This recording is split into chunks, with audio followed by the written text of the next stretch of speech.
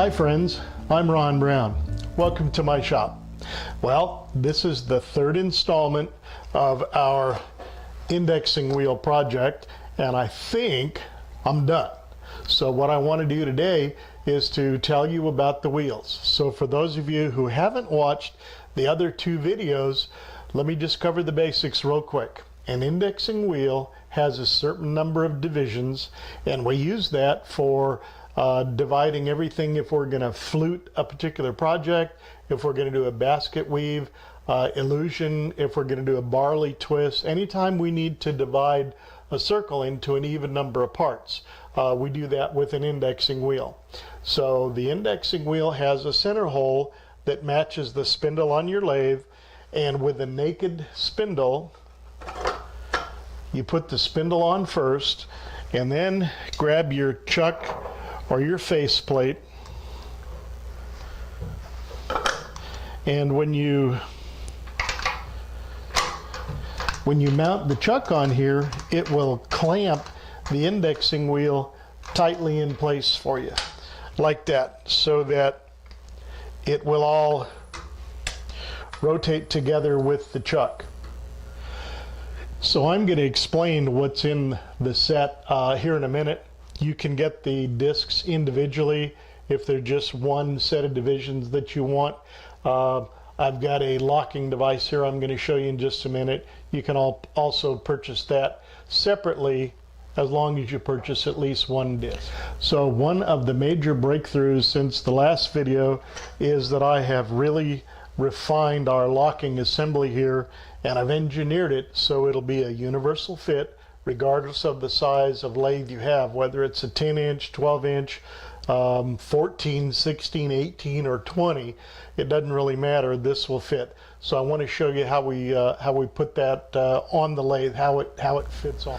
So what I've done is I've made a universal clamping system here.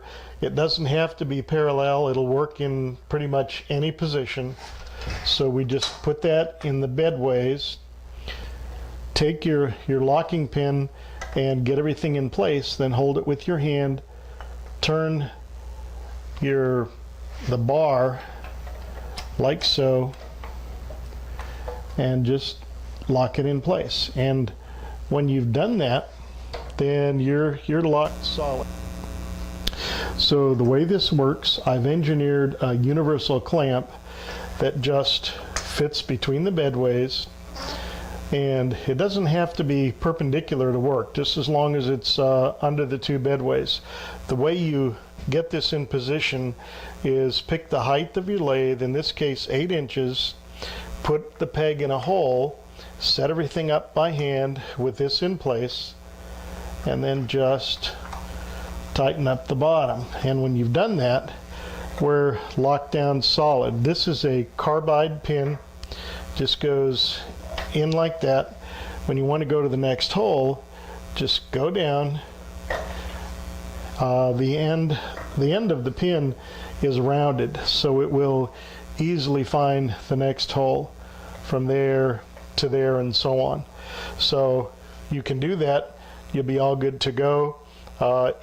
If you're doing something with a router where you have a lot of vibration, you don't want the pin to fall out, I'd just take a spring clamp and clamp it on there like so.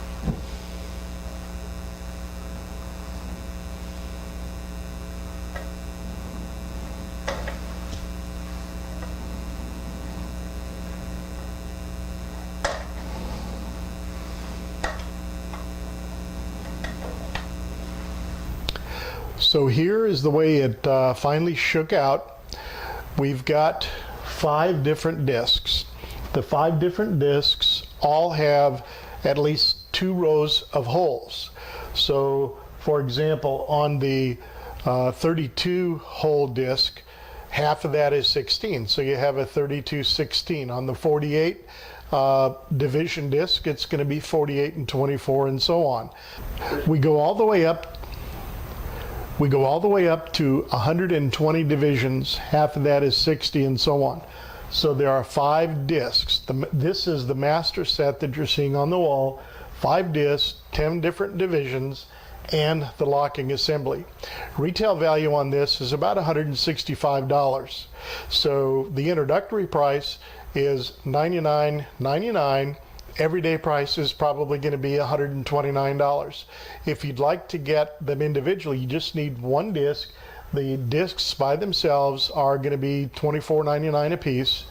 You can purchase the locking assembly by itself as long as you purchase at least one additional disc. In other words, I'm not just going to sell this all by itself.